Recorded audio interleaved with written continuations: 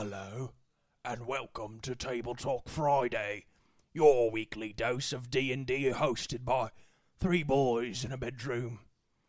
If you like their style, you can follow them on Instagram, YouTube, and other social media platforms. And now, back to the boys. Welcome to Explain That. Oh, is it recording? It is. That was perfect. That was the first episode right there. I just got a text from my grandma, and she has my little cousin right now, and apparently he is just staring at my computer, like how big it is, how cool it is, how beautiful it is, and she's like, but he knows he can't touch it unless you are here, LOL. And Good. And she does that thing that grandparents do where they put like ... in between sentences instead of just a period. You know, have you guys ever noticed that adults do that now? Yeah. I mean, this is a phenomenon that's been going on for a long time. I have a theory that ... used to mean something different, but now it's pretty much unanimously suspicious. Yeah, but why do my grandparents or like even my mom sometimes decide to end a sentence with ... Because to me, it sounds like you're trailing off. You know, like, hi, or would you like to go to the underwear store? ... Yeah, it's like, it's suggesting something. Yeah, exactly. It's So I definitely don't- super creepy. I don't think anyone uses it correctly at all. Headed out of the house now, ... That's like a, yeah, I'm going to do something. It's kind of suspicious, like you said. But now it means nothing to me because I see it and I go, oh, that's a period. But except it's three of them. So like you super ended your sentence. See, I always see those and I read them as if I've said something just completely wrong. So like if someone's trying to train you to do something like, oh, you did that ... Like, I'm sorry. Did I do something wrong? And they're like, oh, no. They'll respond next sentence with an emoji or a smiley face. Like, oh, they're not mad at me now. Okay. Yeah. Yeah. Or worse, they respond with two periods. Two periods, I have no idea what's happening because it could potentially be three. Maybe they goofed it up. Or maybe they're just trying for one and they got a second one. I have no idea. I think it's some sort of lingo. I would like you guys to pull out your phones. And then I want you to go to your texting app. And I would like to know what in your recently used emojis, which one is your most common? Most common emoji? Yeah, what's your most common emoji? Because I can say right now, mine is the laughing crying face, which apparently is a millennial thing. Because I've heard recently tell that the laughing crying emoji is like, it's the old people thing to do now. Like the kids don't use the laughing crying emoji. Is that true? So us in our mid-20s are becoming old because we use the laughing crying emoji all the time. I use that emoji every single day. Yeah, and my second most top used one is the like the nervous smile with like the sweat. Seth, we have the same two emojis. Really? Those are my go-tos. I use no other emojis. Yeah, because I'll ironically say something and put like the nervous sweat emoji, like haha. It's if you couldn't tell by reading it, my tone was sarcastic. I didn't mean to offend you. Yeah, exactly. I think it's like a /S type deal on Reddit, you know? Uh-huh. I think it's so funny because I do have that emoji up in my recents, but it's like 10, 14 down or something like that. Yeah. My most recent emoji is definitely my emoji, which is the cool glasses emoji. Okay. I use that I like that. all the time. Confidence, right? Immediately followed by the crying face that's kind of like, please don't play D&D without me because I really don't want to miss out. Confidence followed by tears immediately. The one of my favorites that it's number 5 on my most used list is like the awkward like grin, like the straight teeth smile, like yeah, like that, like what a 5-year-old would do when they're trying to smile for the camera. I love that one so much because I'll say something like sarcastic or something stupid that I do and put that one afterwards. Oh, it's so good. Like, oh, just dropped a weight on my toe, and it's that smile right afterwards. Now, are you imagining like the full smile, like where the ends of the mouth are, curved up, or no, you're imagining the straight across. You see, that always read to me as like nervous or anxious or constipated or something like that. It's like a Yeah, for me, it's a this situation could not get any worse, but I'm okay with it's like a you know what, this is probably the worst thing that could have happened, and let's just keep going. yeah. Type. Yeah, I like that one. Like you're kind of rolling with it, but you definitely goofed it up. And it's my 5th most top used right now. That's the 5th top most used one. Top 5th most recent emoji. Is that the way to say it? It's also my You 5th are an one. old person. Yeah. There is an entire culture behind emojis that I do not understand. Every once in a while, someone will use an emoji that I have no idea what it is. Yeah, there are some. The ones that I never use are the full body emoji or torso up emojis where people will have the face palms and stuff. I see a lot of people use those ones, and I get texts with those a lot. I never use those ones. I just use the plain head emojis. No, you know what? One of this will be my guilty pleasure. I do enjoy a good shrug. Okay, yeah, the shrugs are nice. I don't use the shrug.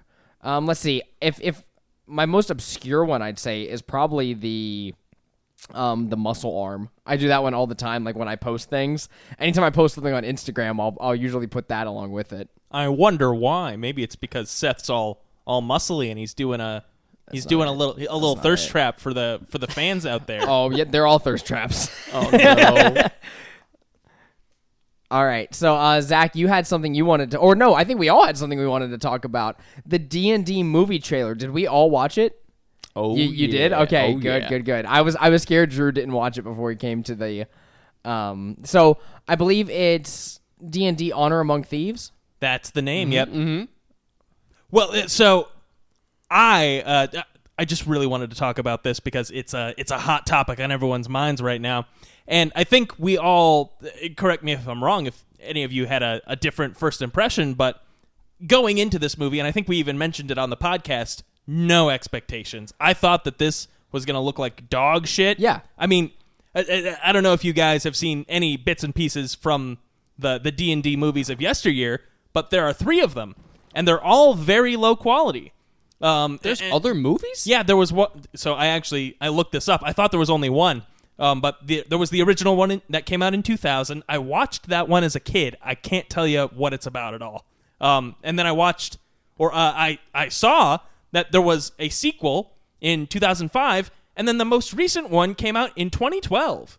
What? Yeah, it was a direct-to-DVD movie. And they're bad. Well, yeah, I mean, that's my impression. Truly, I can't speak to the quality of these movies. Maybe they're, so bad they're good, like Mortal Kombat, like the original Mortal Kombat those are movie. good movies, but I hate them. So, yeah. Well, I think all the Mortal Kombat movies as video game movies are perfect to what Mortal Kombat is, but they're not good movies. They're just fun to watch. It's fun to sit there and hang out with the boys, Sub-Zero and Scorpion. So, yeah, so that's the feel that I was expecting from this movie, but I'm shocked to say it does look like a Marvel movie. It looks fun, right? Because I agree with you that my first impression was, oh, that looks fun. Yeah. I was watching the trailer, and the whole time I'm like, oh, that's funny. Or, hey, the Black Dragon's doing acid breath down on those people. Yeah, that was exactly. cool to see. That was sick. It was cool to see because I was like, oh, dragon, here comes the flame. Oh, wait. No, it's a black dragon. It's spitting acid at them. That's so cool. Yeah, and so throughout the trailer, they did have a few different dragons because they had the black dragon, which looked very similar to the 5th edition art. I think it even had the little horns coming out of the side of its cheeks like they have them. But then they also had 2 other dragons, which one of them almost looked like maybe a silver dragon or a gold dragon. It was definitely different than the others. It might have even been made of stone. I'm not sure. Metallic dragon for sure. Yeah, but then the other one, it looked like again, couldn't really tell based on the image of it, but it was this big fat dragon breathing fire. I'm thinking it's got to be a red dragon, or either that or maybe a brass dragon. I don't know why it was breathing fire at them, but in any case, it looked really cool. And so I guess the number one thing that we can all geek out about in this movie trailer is, and the number one thing that I'm kind of excited to see, shocking enough to say, is just look at all those monsters. They got all those monsters We get to see them do stuff. Yeah, there's a displacer beast. There's that one scene where they they jump into the gelatinous cube to like dodge out of the way of the displacer beast. They've got a mimic, of course. They got the really controversial owlbear that. Oh yeah, because the druid turned into it. Yeah, which, all of us here know, so I won't have to explain it, but I'm going to do it anyway. You can't wild shape into an owlbear because an owlbear's a monstrosity, and druids can only wild shape into beasts. You can't even cast polymorph to turn into an owlbear, so if you really wanted, you could cast it's like true polymorph and turn into a CR2 owlbear if you really wanted to, but I know that's not what she's doing. They had to do something like that for the movie, I think. Well, like the owlbear is so iconic. Yeah, it's so out of the blue and like, oh, that's cool. That's a D&D thing. Get it? It's like nerd stuff. Before we keep talking about the actual trailer itself, Drew, I want to hear your thoughts. You haven't said anything about it yet. So I think my biggest hopes about it are, like you guys were saying, seeing these things, like these different types of dragons or knowing things about the classes, right? So we go in, we watch the movie, we could tell that maybe the paladin in their group is a like an oathbreaker or something. I want to go through this whole movie and be like, I knew that. Yep. Oh, I've played that guy. Oh, I beat one of those before. That's super cool.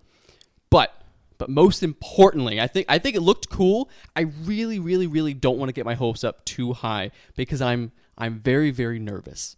I want this movie to be really good. I want to thoroughly enjoy it, but more so, I want other people to enjoy it. Right? I'm scared, especially since they have a bard in this movie. I'm pretty sure it's a bard.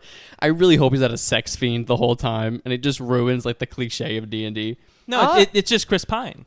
It's just Chris Pine being a charming little man. He hasn't done anything sexual yet.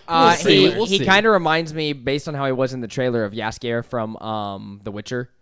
So which is a very well-renowned bard in the show, probably my favorite character from the show, and I think that they'll do a decently good job. Like you said, though, I hope this is a movie that people see the trailer for, even kids see the trailer for or something, and it's like, that looks like a fun family film. Like, let's all go see that. And like, oh, I've heard of D&D. Is this what it is kind of deal? Other than that one big thing, I agree with you that going through and being like, I knew that is going to be fun for us. As a movie in general, if they do too many of those things, though, I'm scared it'll bloat the film too much and be like, you had to know to be there, right? Right. So here's my hot take, and I'm gonna throw it out here. I think that, at least for me, this movie's not gonna rank any higher than like Thor Ragnarok, right? No.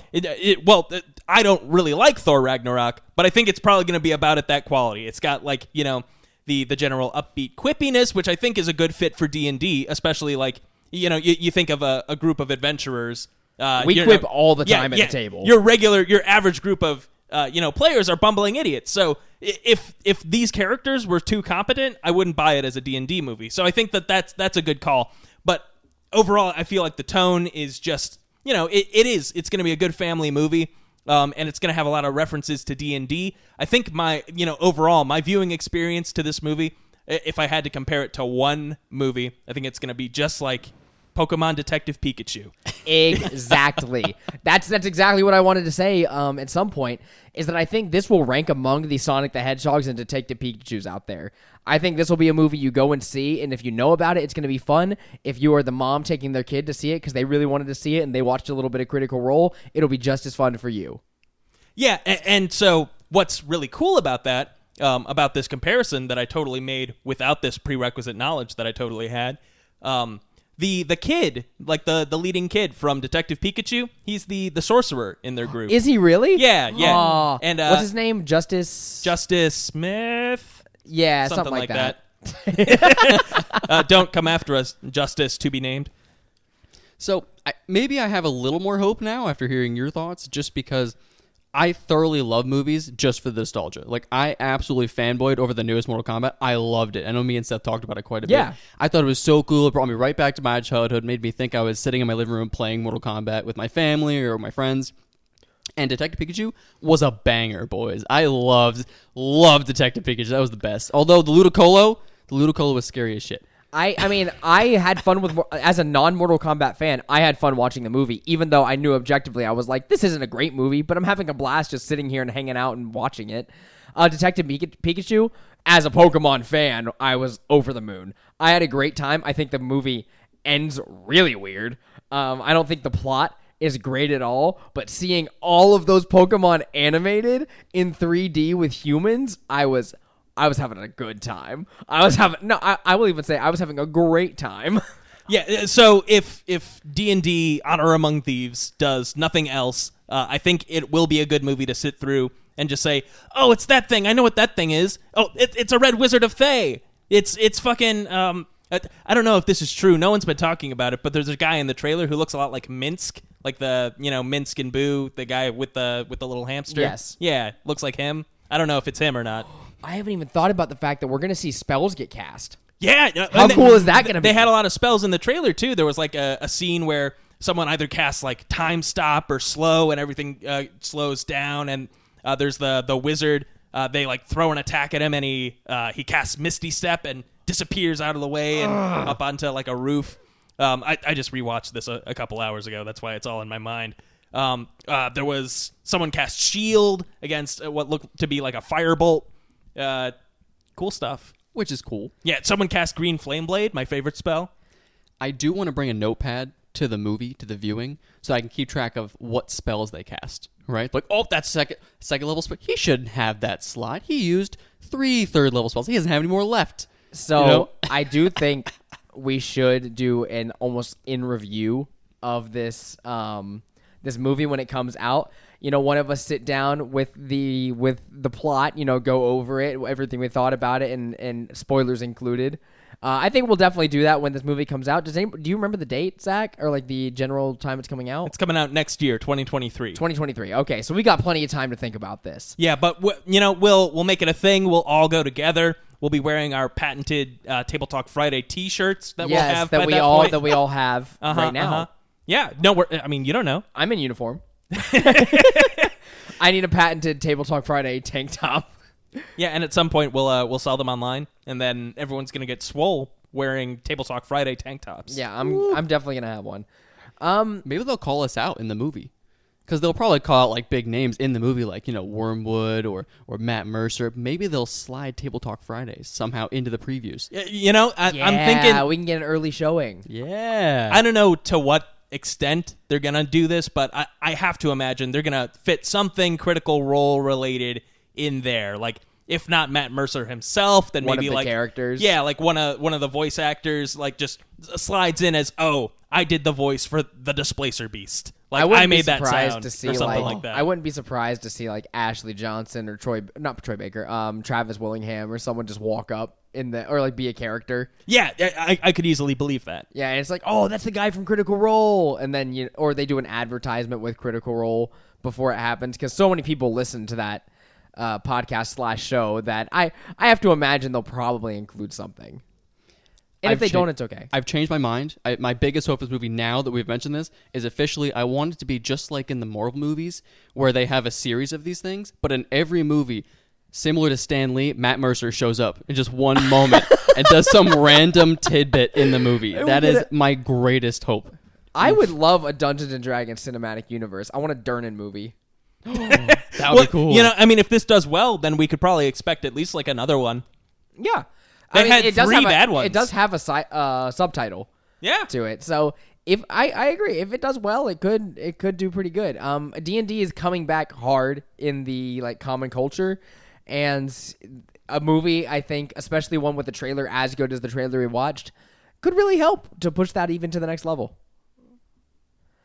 But welcome to Table Talk Friday. My name is Seth Pittman. I'm joined by my 2 very lovely friends, Andrew Romano and Zachary Carvon. How are you boys doing today? I'm feeling absolutely wonderful. Got home from work, immediately fell asleep. Now I'm here drinking a dew with the boys. You stutter like you are on Mountain Dew. You just drink that stuff like it's water. Well, it is water. It's mostly water. It's just they put some sort of mountain juice in it. I think they just scrape the dew off of the mountain, just put it directly in the can. It's also a vegetable because the can is green. Yeah, I'm pretty sure, yeah. Okay. Well, I rescind that statement then. I guess your stuttering's just something that you do, which, I'm one to talk. I stutter on this podcast all the time. I'm doing great, Seth. To answer your question, it's close to the end of the week. I'm really excited to be playing D&D this weekend.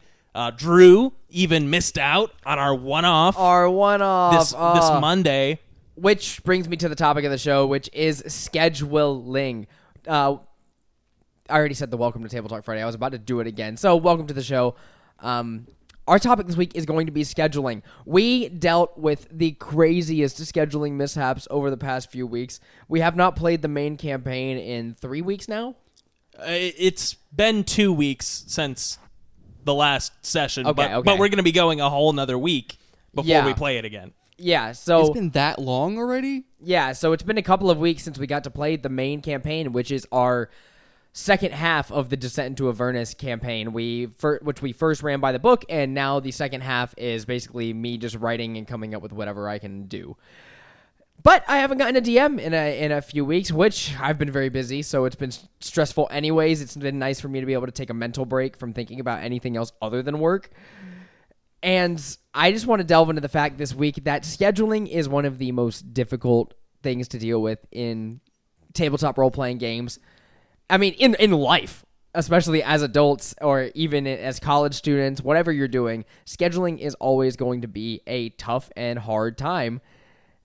And especially when it comes to getting, 4, 5, 6 people together at a table to play this 1 4-hour game that you're playing every single week.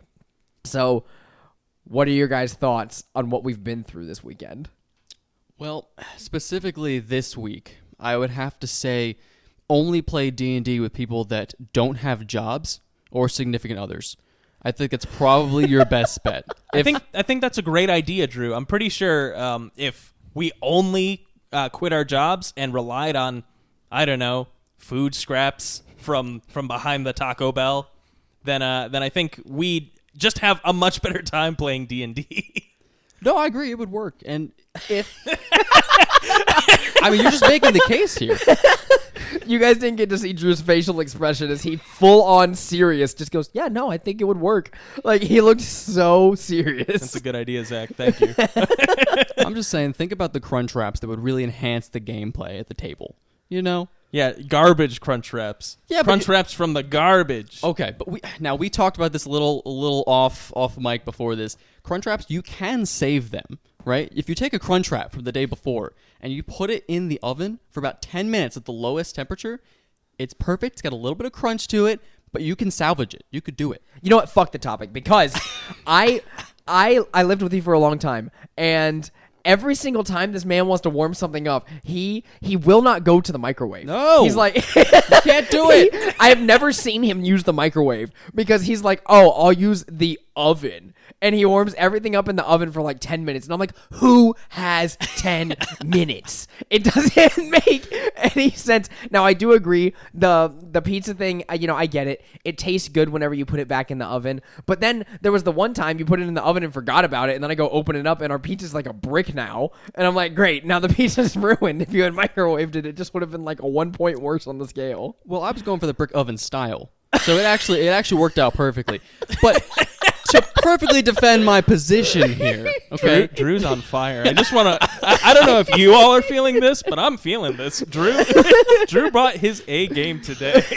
So, some days when I make a point, I could tell that I'm outnumbered and there's no way I'm going to win. But this one, I am confident in my position that you should always use the oven no matter what, right? If you use the microwave, your food's going to get rubbery. It's going to be gross. It's going to have that weird little pocket in the middle where it's cold or it's got a little ice cube in it. No one wants that. You take 10 minutes. You could do anything else in your day. You could go play a game. You could go change your shoes. Whatever you want to do. Go leave the room. Come back, and it's good. It's perfect. 10 minutes, 15 minutes, anything you need. It's like brand new. As someone who hates cooking, though, like you've talked about how much cooking is like one of your lower on the totem pole of like chores that you have to do. How do you have 10 to 15 minutes to waste putting something in the oven and taking it out? But that's the beauty. I have other things to do. So I could put it in the oven, forget about it for 10, 15 minutes, and go write the description, right, for our podcast. I could go play a quick game of Dead by Daylight. I could go do something else in the meantime, and my food's just getting ready for me. Just getting all yummy-licious, get warmed up. Ooh. What? But you don't want to forget about it is the thing. Yeah. You say put it in the oven, forget about it. And here's where I have my next point. One really other thing that you do too is you'll get it warm, you'll pull it out, you'll eat one piece of the pizza, which whenever I would bring home pizza from work would be like 16 slices that are double cut in here. You'll eat one of the 16 slices in this thing, leave it there, it's cold again by the time you remember it again. And now you have to put it back in the oven, which it is another 10 to 15 minutes, and this pizza's had 30 more minutes cooking. It doesn't matter for the for the taste of this pizza, right? For a brand new, warm, out of the oven pizza, It's 1 point all less. you need. If it was an 8, it's now a 7. No. Microwave is like 5 out of 10 pizza. Oven, 8 to 9 out of 10 pizza. Guys, I'm going to take a controversial stance here, but suck it up and eat it cold. No, that's what I do. I just eat my food cold. I'm just saying if he wants warm pizza, to not waste your time. Yeah. I mean, like, the microwave's great. There are some things you need to put in the microwave. Like, I'm not going to have, for instance, a cold Crunch Wrap from the fridge. I'm going to throw that out. If I can't finish a Crunch I'll Wrap. eat that. No. If I can't finish a Crunch Wrap on the first go, it deserves the trash. I'm sorry. Because I can't. Like, putting it in the microwave, you are right, Drew. It's not good. So. Well, I'll eat it cold. I like cold food. I'm offended and triggered right now. I need to make sure that Zach has not thrown away any more than half of a Crunch Wrap right now. No, I mean, yeah, I'll get through half. I mean, look at me. I'm a big boy. I can get through half a Crunch Wrap. But if there's like, the other half, the lesser half, just chilling out I look in there. like a half Crunch Wrap kind of guy, right? I mean, you all can see, you at home. Editor, put up a picture of me. I imagine a little Lixian looking Zach just off to the side of the screen. I was talking before the episode with Seth on how we need an editor so I can interject with editor in the middle of the episode. And, that felt great. I'd like to do that all the time. Right. So if you'd like to work unpaid for free and edit this podcast and fuck it, you can even make it like a little video podcast if you want. Do whatever you want. Yeah, animate it for us, please. Yeah, all inquiries sent to tabletalkfriday@gmail.com, and we may respond to you. Oh no, we'll definitely respond. I promised that last week. Remember I said I will respond to every single email. I said that last week, and I'll hold that promise up. I will respond to every email, even if it's only in a Patreon exclusive thing that I haven't opened up yet. Well, that should be one of the Patreon features. You know how when gamers are Twitch streaming, right, and they have those little stream loots where you can buy, it's like a little card, and it'll goof up the stream, right? We sell these cards, right, that they can use and edit our podcast for us that week. Okay. Back on topic, scheduling. This is, we're really good at it. This weekend, we had a session scheduled for Sunday. Yes, for Sunday. That's now, correct. we have a very odd schedule that works out right now because one of our friends, Sean, is a firefighter. So he gets, 24 hours on, 24 hours off, and it switches our days up every single week. And he gets 2 days off in a row, like every so-and-so days. So we play on the first day of those 2 days that he has off, so that way he has time to stay up late and sleep. Now, this past week, we were supposed to play on Sunday, which would then be followed by a Saturday, then followed by a Friday. And then it would rinse and repeat, and that's how our schedule works. It's very odd, very crazy.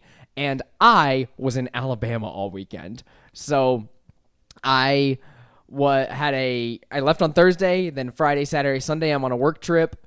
And Sunday, I am coming back, and I'm like, guys, I'm going to make this session happen. And then I get in traffic. I'm back 2 hours later than I think. I'm like, I don't know if I can make this happen. And so, I'm kind of out of it. And then, didn't someone else have a problem too? Or was it just me? No. Was it just me? I think it was just you this time. But, okay. But we've got an issue. No, someone else did have an issue because it was our other friend, Chase Eric, is gone this whole week, right? Right. So our buddy Chase as well is gone this entire week. He was already going to be remote, But now he is just gone for the week for a family thing that he's got going on. So, boom, throw those all together. We can't play my game this week, which sucks. We still don't get to make progress, and we're in an arc that is specifically around Chase's character, or else we would be like totally cool with him not having like we wouldn't play without him, but if he just had to call in and be a little quieter than usual, then it would be like, okay, that's fine. We'll deal with it so we can play D&D. That is not the case here. The case now is we're in his arc. He's got a lot of RP to do. He has to be focused the entire time. We need him, hopefully, theoretically in person. And so following that, that's when the text thread opens up. We're all spending all our time sitting here, except for Drew, who doesn't have notifications. Do you have notifications on for our chat now? I do. Okay. I will sometimes. I will sissy out of reading them because I'll see that there's 60 messages that I haven't read, so then I'll opt out and not read them. See, now that's where you mess up because now you don't know what's going on. But then I can real quick be like, hey guys, what's happening at the bottom? And just get the two That's not messages from annoying. Zach that explains everything. That's the most annoying thing is when we're all already annoyed that we've had to go through because we hate these conversations. Guys, no one likes talking about scheduling. It will make me not want to play. Where we'll start talking about scheduling, I don't want to play anymore. I'm so mad about I'm not mad at anyone in particular. I'm mad about the situation, and I don't have anyone to take it out on. No, it's no one's fault. And so when situations that mess up scheduling happen, I'm just sitting there heated, just stewing in it, and I'm like, I don't even want to play anymore. I don't want to do this. So we're all sitting here like, can anybody do this time? No, I can't do this time. Can anybody do this one? Would this day work? And it's the back and forth. I'm sure anybody who's played D&D for more than 1 week in a row has dealt with this. And finally, we get to a consensus that Monday, we're going to do a makeup one-off where, we can't do the main campaign this week. Chase is going to have to miss out on the session like later the week. Let's do a one-off this week, and we may do one later in the week sometime, and we'll figure that out later. Fast forward to the next day after we've had the conversation and we have scheduled the one-off, and a text comes in from Drew. Hey, guys, I'm having a rough week at work. And Whole first day. I'm not really feeling the greatest, and I just don't know if I can make the session tonight. So is there any way anybody can do tomorrow? And I'm like, yo guys, I can't do tomorrow. I already have plans tomorrow. I'm a busy single man. Who's just going rock climbing. Nothing too crazy. I'm a busy single man who climbs rocks. Who climbs rocks. So I'm going rock climbing after work, and I'm not willing to give that up. So I'll have to bow out of that one. And then it's like okay, well, who's going to get to play then? So I was like, hey, it's cool. I don't have to play this week. I've already got a busy week. I'll bow out. No problem. And then back on the other side, Drew's like, it's okay. It's not a big deal. I'll just be really sad if I don't get to play. It's just exactly what he said. With the crying emoji that we talked about? Yeah, he did do the crying emoji. So, very proud of him for using that. So follow that up with everyone's then like, well, who gets to play? And I'm like, no, guys, I'm bowing out. It's okay. And then it turns into, wait, no, I want to do today. To all of a sudden the conversation goes on. Sean flips a coin. It says one thing. And now we're playing tonight. We're playing Monday because it just worked for everybody. Because Drew ended the conversation by saying, I don't even know if I can play tomorrow, guys. I want you all to change the schedule again for me. Also, don't know if I can play tomorrow too. And that became like, we're playing tonight because we know we can play tonight. So I'm sitting there. I think both of us kind of bowed out. I bowed out like, I guess I'll let Seth play or whatever. But you bowed out like, I'll let Drew play. So I'm kind of sitting there watching the text like, I don't know what's happening right now. Also, my character's not really done. And then I'm sitting there thinking, oh, tomorrow's a giant day at work. So like, oh no, I can't play. So then I'm trying to give it to you at this point. And then Sean interjects like, please, someone kill me right now.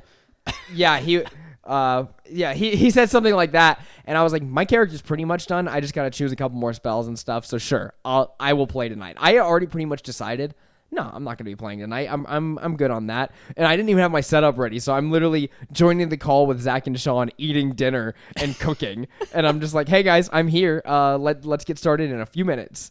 And we ended up having a fun time. It was a good little session, and we did not finish whatsoever what we needed to get done. No. We'll talk about that probably on the next episode or something.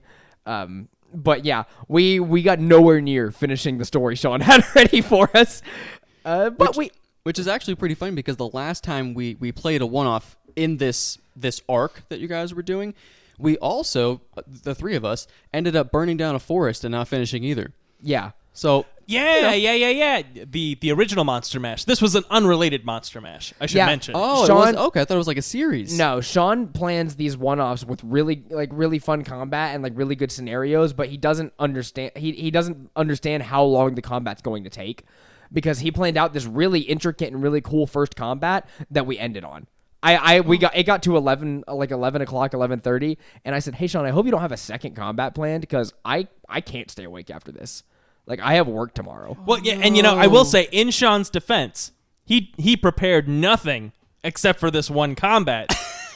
All that we had to do, I mean, I guess we're gonna divulge some details about the one-off because it's important.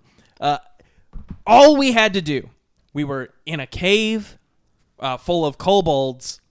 They asked us to defend it from like a raid of do-gooder human peoples.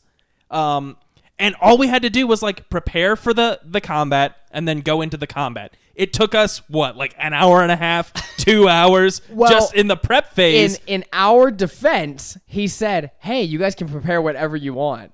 And so then we all sat there like, "Oh, he wants us to plan." Because I wasn't going to plan anything. And so I, as the android character, had just a good time making the memeiest traps I could possibly think of that did nothing. Oh no! I wasted so much of our trap materials doing nothing. And it was so much fun. I had so much fun. Well, I want to do a story time about it because I think it's worth the story time. So let's save the rest of our details for that. But that takes us into even more scheduling fiascos that have gone on because now we can't play the main campaign this week. Chase is still out of town, so we're doing another one off on Sunday. Of which I don't even know who all is going to be there. I don't know who's going to be able to make it, but we'll at least get to play.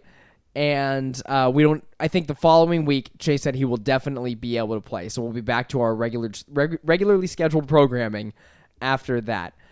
What advice do you guys think we can pull out of our experiences with scheduling? This is not the first time this has happened. This would happen in college sometimes to the degree that we would all be talking in college and we can't figure out how to get the session to work. And I would say, we're not playing. I would literally just go, I don't want to play now, guys. Let's just skip this week. Because it just gets annoying. It gets annoying to have to sit there and not argue with your friends, but pulling teeth to be like, someone just cancel their plans, please.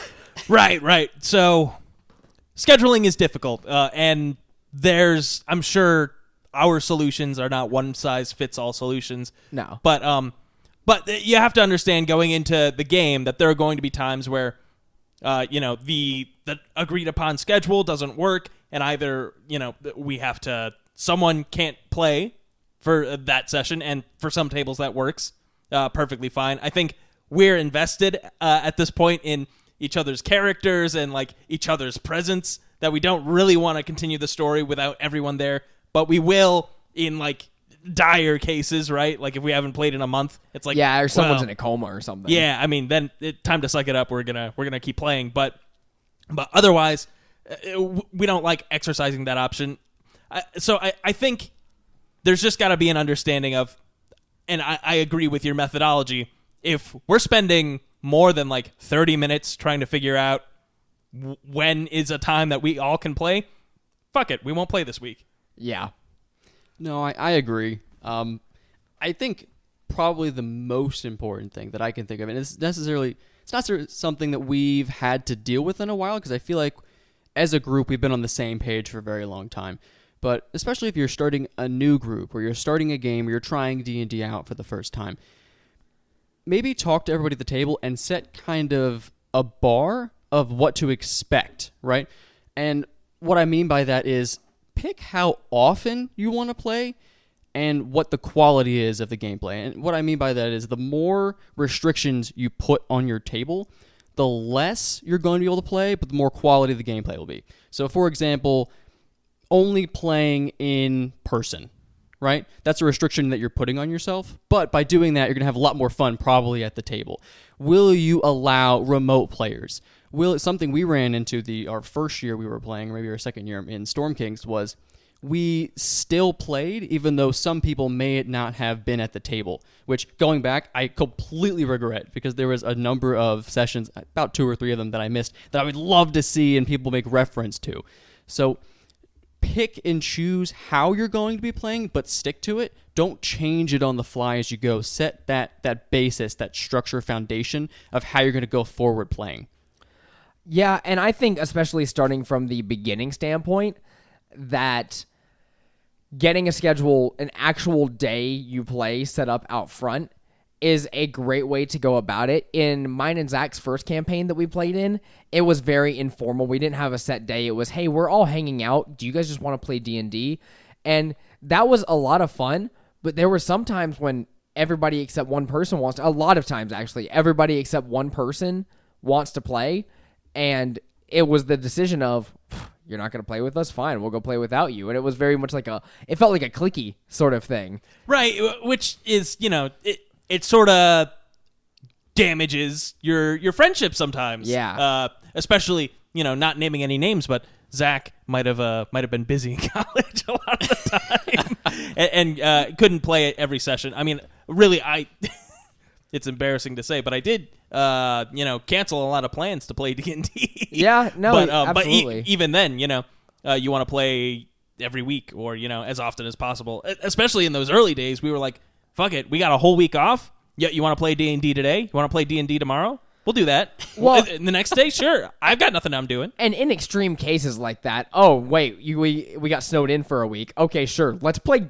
D&D for a week straight. Probably one of my favorite weeks in college. Oh, for sure. Hey, we're working on this very, starter-friendly campaign that our DM has run before. Yeah, sure. Let's play every single day this week. This is going to be so much fun. For like 4 or 5 days in a row, we got everybody together and just played D&D and ate food and didn't drink alcohol.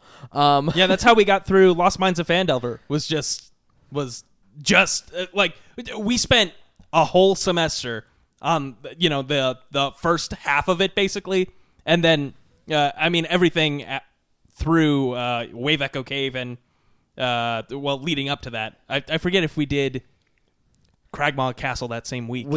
I think we did do Cragmaw Castle that week, or maybe it was Wyvern Tor or something. Yeah. But anyway, we made more progress than we've ever made in a single campaign ever, just in that 1 week because we had the time. But you won't always have time for that, and usually from now on, I think we'll all be employed. So I don't know if we can expect a week-long D&D binge ever again. No, and that's not really it's not reliable for us to expect that to happen. But in extreme cases like that, if you are in school, if you have a winter break, if you have something like that going on, or if you have a club, then that's one really good way to get everybody together at a specific time, right? If you have a way to organize it more formally, that's one way that would that's something that would help out a good bit. But even with it just being informal, it's, D&D is something that you should be doing for fun, not something that you should feel like is a chore or something that you have to go to. It should never feel... I don't want to say that I never feel like, I'm not really in the mood for this, even though... Because even sometimes that does happen when I'm like, it's been a long week. I don't really want to do this. Like, I don't really want to DM right now. I always end up having, like, the time of my life when I do it, so it doesn't even matter.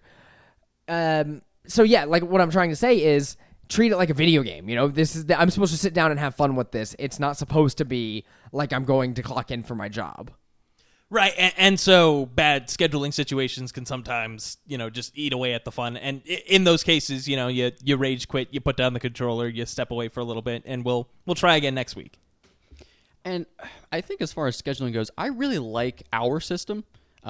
Just in a sense that I really value the time that we put into our campaigns. I like the development that we build, and it feels really good when everybody's there. So the idea that if for some reason 1 week we can't play, or 2 weeks in a row we can't play, we have one of our players or our DM that steps forward and says, hey, I'm going to run something for us. And whoever's around, whoever can make it, we just play a one-off for fun. It's it's not going to be nearly as fun as if we were playing the main campaign, but it's something to keep us going, something to hold us over. And usually it doesn't feel exclusive for the most part. Like if someone misses out on a one-off, it's not a big deal. It's like, it's just a one-off. We'll tell them about it later kind of a thing. Yeah, you didn't miss any part of the story. Yeah, exactly. Additionally, to your point that you made earlier, Drew, I think a good expectation to set surrounding scheduling is how long are we going to be playing? Right. So this was something that we sort of had to work out in our early days too, because when we were playing our first campaign, sessions could go anywhere from like 2 hours to like 4.5. four. I mean, we've even had 5-hour sessions, and that was something that I ran into, basically ran up against a wall when I was DMing my first campaign. Was we could only meet every other Saturday, and so I wanted to make every other Saturday count.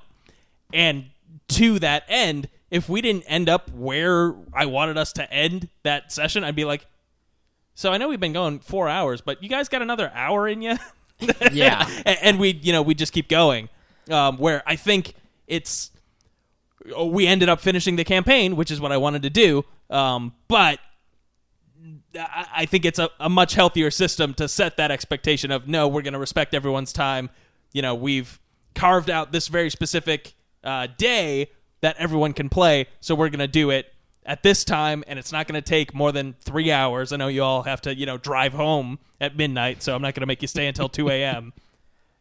So just setting that expectation is very important for your players. And, Yeah. It helps avoid that, because I think I almost lost a couple players too.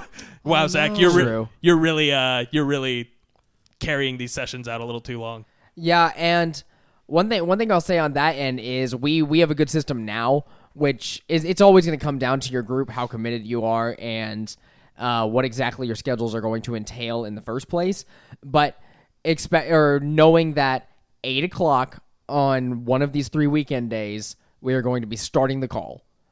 We will normally be ending the call around midnight, 12:30. And then everybody will, separate and go their own ways. Now, whether we start at 8 or we start at 8:30 doesn't matter. Like, if we end up just talking for a little bit, that's cool. That's part of this. I include that as part of the session to me. I'm like, we're all hanging out while I get my final prep stuff done and get in the mindset. And usually that whole time we're all talking about, like, we catch up on job stuff for the first 5 minutes, and then we talk about campaign stuff for like 20 minutes. You guys will, theorize while I'm sitting there preparing my things, and that's a lot of fun for me. It's just, yeah, this is part of the session. And then, start DMing 3.5, sometimes 4 if it's a really long session. Hours go by, and we have that specific time slot cut out for that. Not every party is going to be able to do that. We ran into college a couple of times where, hey, I have rehearsal at 8. Can we start the session at 4 and have it be over by 7:30? I can't promise that. That's not something I can do. Or we had another day where every player had somewhere to be at slightly offset times. So one by one, we left Zach in the room by himself. Oh. Yeah. No, that was the worst session. And that was the reboot session. Yeah, that was also the retcon session. Yeah. The one time that we erased what happened in the last session and made it anew. Yeah, because no one was there. But I should have, I think the first person bowed out an hour and a half in, but by the third hour, we had 2 players left. I should have called it there instead of continuing on. But you live and you learn. Right. So I think, wrapping up our entire talk on scheduling it's probably the hardest part of Dungeons and Dragons. I think looking at, you see a lot of memes about it. Like, you have my blah, blah, blah. You have my sword. You have my axe. Yeah, you have my axe. Wait, guys, I have to cancel this week. Those kinds of memes that you'll see coming up. I've seen that like a million times at this point, and it's very, very true.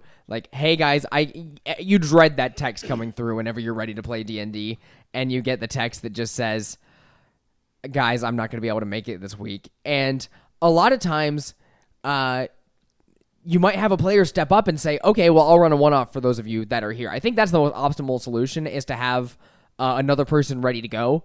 It's like, okay, you know what? We'll run a one-off or a little session that's, that's there on the side. And maybe we should even do that for our current campaign. Maybe I should write a couple of one-offs, have them ready to go, and have you guys make characters for them. And then if I just came up with a perfect solution, guys, I'm just saying, make you guys make characters for them. Hey, this is what we'll play the second someone has to bow out. Like, hey, Drew can't make it this week, or Sean can't make it this week. I guess the only person that would affect is me, and then I could have Sean prep a one-off, or one of you guys prep a one-off. So getting that available. Hey, I'm still gonna run something. Yeah, and I've seen DMs online who actually they pre-plan their one-offs and make them, something story relevant for the campaign. So, we can't play this week. Well, then everyone make a character involving like this specific side element that we've barely scratched the surface on. Like, here's a historic event, and you're all heroes from that time. Let's play out, the original battle with Emrith or something like that. I think that's a very optimal solution. Like, you guys have been going through Descent into Avernus. Descent into Avernus. What if I had, a one-off plan to the side that was the original battle in the Feywild with Yeenagu, right? Yeah, or even what you did do, where we finally went to Archon's Tower. Right. We should not have gone to Archon's Tower. That was awful. So, exactly what I'm saying. I think that's a very optimal solution.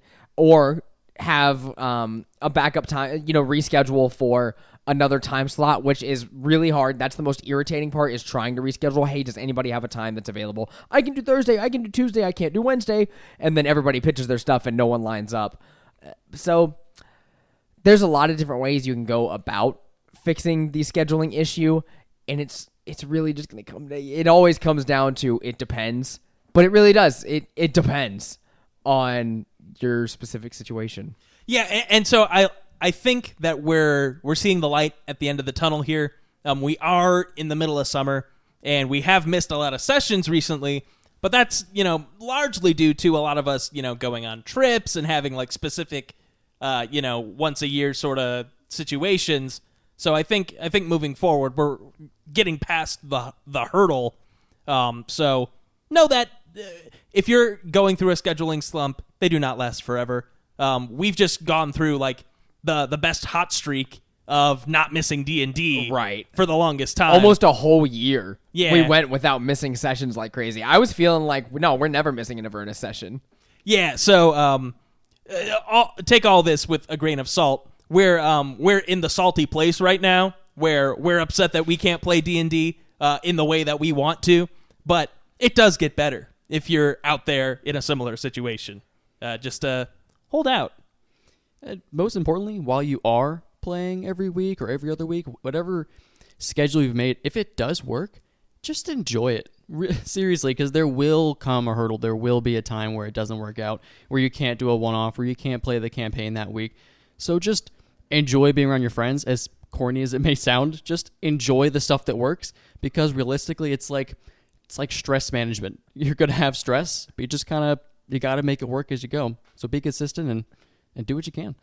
And with that, it's time for another installment of What's Eric Gotta Say? We got another write-in this week, and I'd like to read it to you boys. Shall we? I'm ready. Honored to pop your write-in cherry. Hey there again, crazy kids. I'm both surprised and honored to have been your first write-in. You need to fire PR, Eric, and get some better marketing. It's been a year. Anyway, my monk unintentionally came across as a bit of an OP Arab last time, so I just wanted to let you know that in the following campaign, I played a rogue that had a terrible run of bad luck and got himself killed trying to rescue the rest of the party. They'd been imprisoned by a king who had invited them to dinner and then ambushed them. Karma came knocking, I guess. The rest of the campaign, I played a bard that had been imprisoned with the party and then saved by them, and he hid behind this big old barbarian most of the time. Bards in Pathfinder were half casters from what I remember, so mine wasn't nearly as OP as bards in 5e, but I could buff and keep the barbarian alive, so she kept me safe in the process. Isn't it funny how the dice can roll sometimes? One session you'll be untouchable. The next, you'll wonder how you're even capable enough to... There it is. Capable enough to breathe on your own, LOL. Have you guys had any runs of bad luck with your dice? Or any exceptionally great runs of with rolling? Thanks. Good old gamer Eric. P.S. Seth should definitely play Mass Effect again. You can never play that series enough. Try out different options, though to keep it fresh. New class, new romance, different choices in dialogue, etc. Did you know if you wait to pick up Liara in the first game until her quest in the last one you can choose to go on, she'll go a tad bit crazy from waiting forever for you? It's just a couple of lines of dialogue, but that kind of thing makes Mass Effect great. So, good old gamer? Thank you so much for writing in. Good old gamer Eric, right? That's what we call them? Yeah, and he actually put that as his tagline this time. Perfect. I'm not convinced that you aren't just Seth, pandering to Seth right now. but if you're out there, thank you so much for writing in. We definitely appreciate it. Yeah, and then just send another one in next week about how great I am. Yeah, that would be great, actually. I know last episode, you guys just couldn't stop singing my praises. So next week we'll have the Seth episode. Yeah, for sure. I won't be here. I'm just gonna let you guys do that. Perfect. I don't want to lose the idea of the hot streak for your dice, though. I will say, I know we talked about dice, just a couple episodes ago, but On the dice episode. yeah, I don't really remember like great hot streaks when my dice could never fail. But what I do remember is when I have advantage and I roll 2 nat 1s. It's only happened twice in my D&D career, and it did happen on Monday. And so I just had to bring it up. I remember that. No, that was one of our poor runs. You guys rolled so many not you guys. I was a player too. We rolled horribly on Monday, Drew. We couldn't have failed more as a party. We were the most comprehensible, we were horrible on Monday. We couldn't hit anything. And Chase made the greatest character. We will explain this in the story time when we talk about it. Chase made his best character he's ever made. And RP'd the best he's ever RP'd. Chase had me crying laughing. I should have watched. I should have just listened in from the video call. Yeah, it was amazing. But back on topic. Yeah, we had a bad hot streak this week, good old gamer Eric, where literally we couldn't hit anything. Nat 1s out the wazoo. I think someone re-rolled into a second Nat 1. That was you, right? That was me. Yep, I had advantage, and I got 2 nat 1s, which really, it just takes the wind out of your sails. The other time, I never forgot. It wasn't even a very consequential session. I'm pretty sure I was filling in for Zach's brother Eric that day. I was playing his character, but I rolled 2 nat 1s. And, again, not superstitious about anything else, but those dice have never looked at me the same way again. Like, I think about it sometimes, like, no, we're not rolling advantage with you two. You do this. And you know what? It was one of those dice that I chose to roll when I got it's my little red and yellow. Yeah. Red with the yellow numbers, of course, that I got from White Glove Eric. It's one of my favorite die, but it's done it twice now, and I'm not a dice jail guy, but I'm thinking about it. Jail. It could be. I definitely want to buy a dice jail. I've seen some use for it, but in direction to the write-in, I have 2 major points. You said that in your last campaign you were a rogue and you were struggling for a while. I completely connect with you. I'm assuming Zach and Seth both remember that my character for a while, Eknon Greylock, the rogue, his shtick, his niche on the party, he could not hit anything. Yes. Keep in mind, I'm sure you know because you've been a rogue, but rogues only get 1 shot per turn for the most part without throwing daggers or something. So for a while, for weeks, maybe multiple months, He didn't kill anything. I literally had no kills. I got a super cool bow, by the way. It had like a little revolver chamber on it that I could add things to my arrows. There was a while where I didn't use it because it was a waste, because I was not hitting anything with this bow. It was awful. So funny. It was awful. It was absolutely atrociously bad. But point number 2, you should never ever romance the blue lady in Mass Effect. You should always go for Tali. Oh, you're saying Liara? Yes. We're not gonna say her name. Blue lady. Okay. That's racist Blue to a lady. sorry. It's fine. It's fine. Sorry are awful.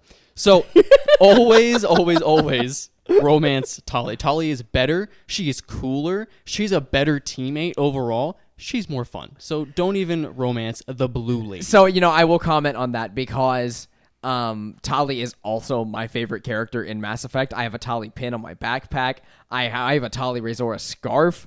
And so I love Tali in those games. But I chose to do Liara whenever we were playing through because I thought for some reason that's like the one that a lot of people love. Like It's your she's first the most run-through, yeah. she's the most common like one that people will romance, the one that everybody knows is like, oh yeah, you got to go for Liara, like big booty, like blue girl. Yeah, I'm that going blue dumpy dude. yeah, that blue dumpy. That Yeah, blue dumpy. I'm going. Like most people go for Liara, and so I just assumed, yeah, that's the obvious choice. And then we got into it, and both of us continued to connect with Tali, and I was like, dang it. And then, but we got Tali and Garrus together. Remember? Yeah, well, the hard part about Garrus is he's always calibrating the engine, so it's difficult for him to ever find that special someone. Right, because when you're so overtaken with your work, when you're calibrating that engine just 24/7, you never really get to the end. You never fully calibrate the engine. You have to do your best to always calibrate your own engine all the time. And Garrus just didn't do that enough until the end of Mass Effect 3, right before the final fight. And if you don't know anything about Mass Effect and everything that was just said just went right over your head, don't worry, audience. You're not alone. Hi, my name's Zach, and I don't know anything about Mass Effect. And when I start my gaming podcast, we will go through the Mass Effect series with Zach. That sounds like a great idea. Okay.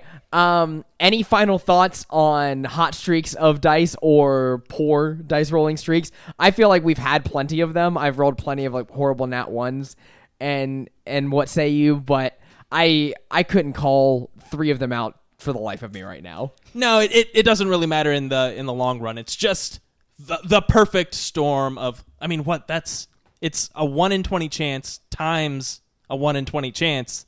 That's such a small number to roll 2 nat ones. It's yeah. It's 0.05 times 0.05. Very small. Whatever that number is. So similar to scheduling, like we've discussed, this is going to happen. You're going to get a really good hot streak, or you're going to get stuck in this spot where you don't kill anybody for 3 months in your can't campaign. schedule that. Right. I guess the biggest point I can make is try your best not to let it affect you.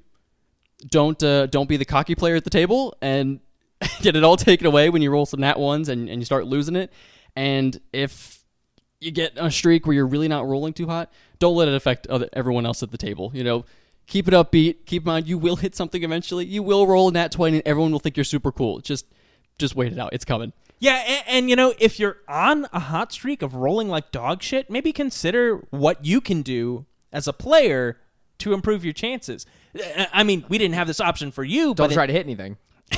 Yeah, that's it. I mean, maybe you're a pacifist now. Use the help action all the time. You're not going to miss.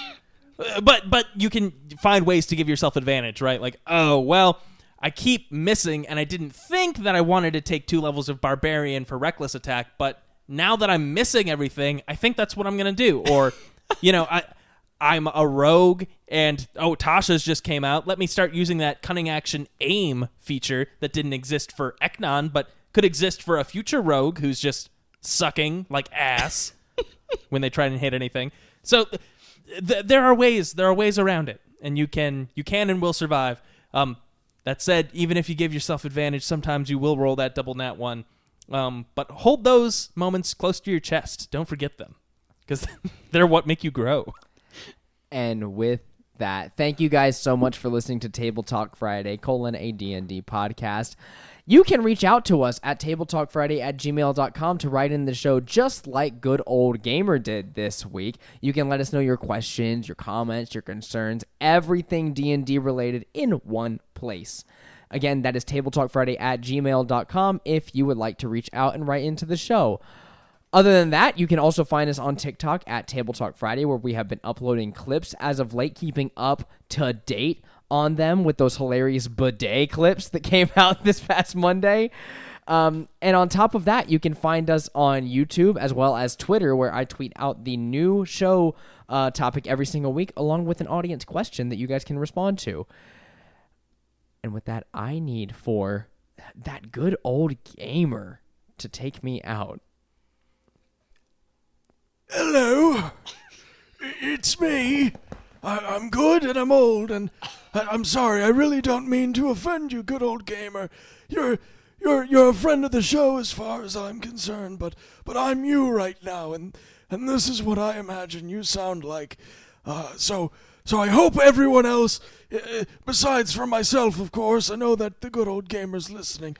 What was I talking about? Oh, Is this thing still on? Thank you for listening to Table Talk Friday. For more information, advice, questions, comments, and concerns, you can email the boys at tabletalkfriday@gmail.com.